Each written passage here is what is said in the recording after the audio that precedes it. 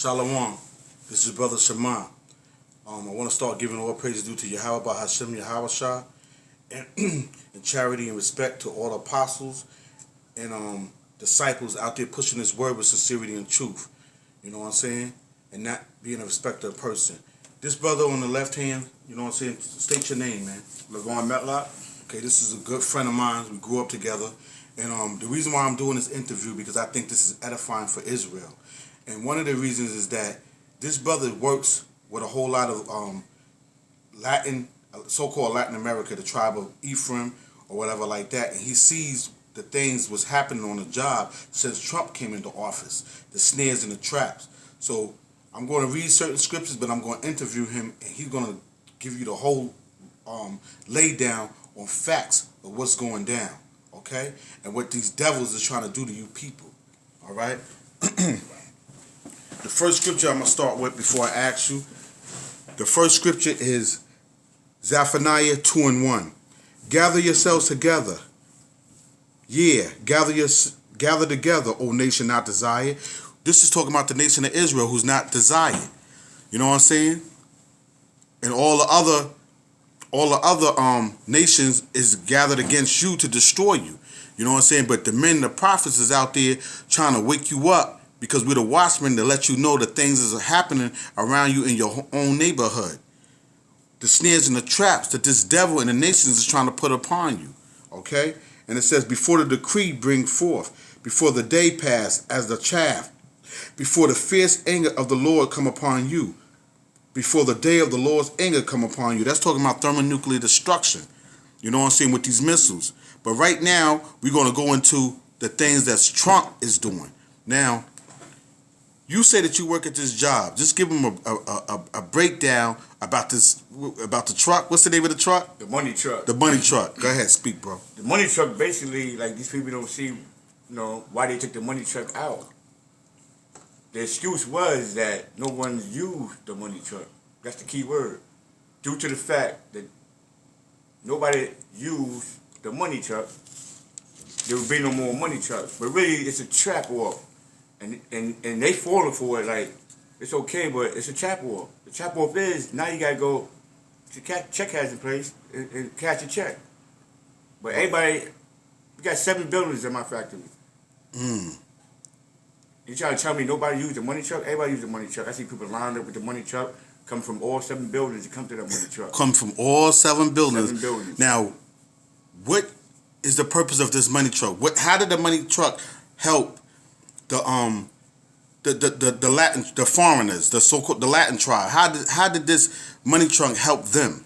The money truck helped them because basically, the company knows who they're hiring. They know they're illegal. They're not supposed to be here. So to keep it nice and safe, they had the money truck set up, so they just cash their checks. So in other words, you would say that they use these people, you know what I'm saying? And then once they feel like they don't need them no more, they help trap them to get rid of them. But you're going to explain that later on. Go ahead. So what they're doing is now they already came in and took a couple of people out, like 80% of the company. That's when I got hired. And they started hiring new people. Now they got rid of the money trucks. So what they're doing is they forcing them to go to the check cashing place and try to, cash their check. And boom, they got you. Now, what you mean? What do you mean? Put emphasis on when you say when they go to the, because now you're telling me they got rid of the money truck, right? Now, the money truck, getting rid of the money truck leads them to what? To them getting caught up. Like, you got to show your ID, your real ID. You got to fake when you finish. You're not cashing no check. You're not getting no money. You're going to starve. And it's a trap war. Right. Go to check cashing place. They might report you that you're illegal. They be knocking at your door. I already seen it happening. I had a boss at my old job I had left before I got this job. I didn't even know he was a legal alien and stuff like that. And then my friend of mine called me up and told me, he got taken out, whatever. I'm like, what you mean? They ran up in there and they got him. Due to the fact we had a money truck over there, the money truck was gone. He tried to cash the check, whatever. Guess they reported him. 2 weeks later, him and his family gone. Now, just to add edification on that, now what the brother is also saying too, just to add on to that, is that this money truck was another means of our people, our brothers, who are the Latin tribe, would go to cash their check. Because if you go to the check cashing place, if you go to the bank, you have to show ID. The bank does an investigation on that, right? And then it would make you to have to identify yourself, and then the bank would know that you're not a legal You're a legal alien. Like, yeah, you're a legal alien. You think Right. they're not telling? They're telling. That's Yeah. right. I see a lot of people go. They clean up. They clean up Brentwood. They clean up everything. Now, tell them too. This is remarkable. Tell them about when you worked at Ramstack, how they had the illegal immigrants all packed up in the basement doing their work, working them as a slave. See, and the reason why I want to bring this out, because a lot of the Latin tribe think that they're not part of the Merinos. Mm-hmm. They think they're different. They think they're better than us. They think they're better than us. But we know through the scripture that you are our brothers and sisters. See, when a white man come, he's not just coming just for the so-called Moreno or the so-called nigger. He coming for you too, because you're a nigger too. You're part of the nation of Israel. These traps is not just for the so-called Negro man in America. It's also for you too. So he's trying to cut your corner. So when you think that you're not part of us, those curses go upon you too. Elaborate on what you seen, the darkness at Renstad. The darkness I seen at Randstad was, believe it or not, I'm not lying or nothing, they had beds in another building where they keep the legal immigrants where they can sleep at. And I thought my friend was lying to one day I had to go in that building and I seen beds. And what these beds is here for? It's not funny though. Nah. I'm bugging off this shit, man. Go ahead, for real. That's where the people that stay, do overtime to second and third. And the way you work these people, they 12-hour shifts, 7 days a week, mandatory. You gotta be there. Someone How many days? 7 days a week, 12-hour shifts, mandatory. So you was a slave. See, the nation. You only got, I didn't mean to cut you No, off. You go only ahead. got 2 breaks. What? One 15-minute break and one lunch break, 30 minutes. And guess what? They charge you for your breaks. So you think you still getting paid on your break. For that 15-minute break, they stopping that pay. Pause. Stop. Obadiah, chapter 1, just to throw that in there. The pride of thy heart have deceived thee, though thou dwellest in the cliffs and the rocks, whose habitation is high. Who is that talking about? That's talking about Esau, the Edomites, the wise men of Teman. How wicked they are.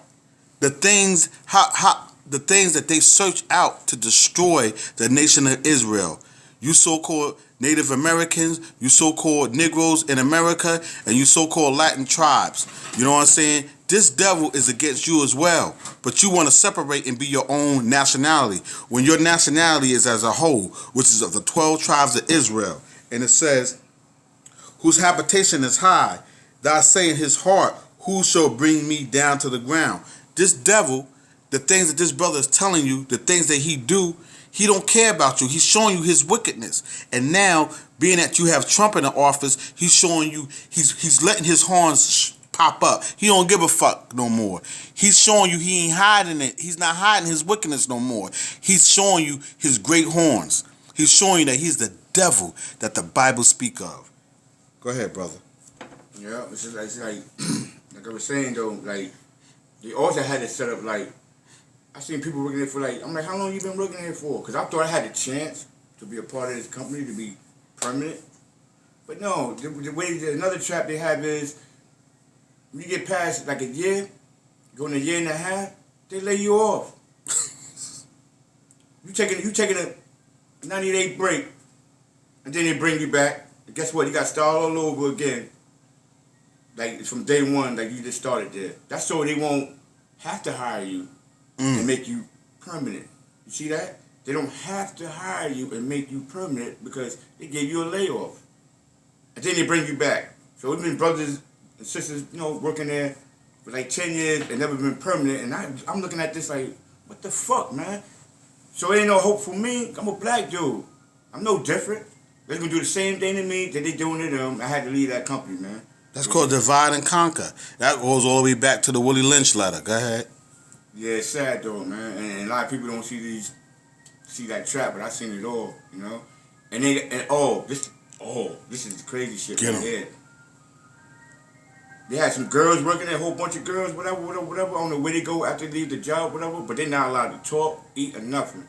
My That's boss what I was buy me talking about. food for us, for our crew, whatever. They now I can't give them nothing. They not letting them look at the food. They had to bring their own food and eat. I got in trouble because I seen a girl, she was hungry. She been there for like 12 hours giving Cypress pizza. I got called in the office. No, you not put the torch on on. You don't give them no food or nothing. I'm like, what type of shit is this? That's crazy. And it's getting paid off the books. So Joe. you know something wasn't right. Right. And like I said, I had a supervisor that worked there too. You know?